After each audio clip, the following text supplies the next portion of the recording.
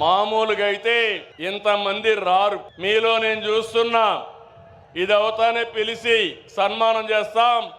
కోడూరు నుంచి 60 సంవత్సరాల వయసులో సైకిల్ వేసుకొని కడప మహానాడుకు వచ్చాడంటే అది తెలుగుదేశం పార్టీ పైనుండే అభిమానం. వారిని చూడండి తమ్ముళ్ళు, ఇలాంటి కార్యకర్తలు ఉన్నారంటే ఈ పార్టీకి పూర్వ జన్మ సుకృతం. తమలో గట్టిగా చప్పట్లు కొట్టి అభినందించండి. ఒక స్ఫూర్తి ప్రదాత. పార్టీ అంటే ఇట్లుండాలి. మనం అందరం ఈ మారిగా ఉంటే ఇంక వైఎస్ఆర్ కాంగ్రెస్ పార్టీకి అడ్రస్సే ఉండదు.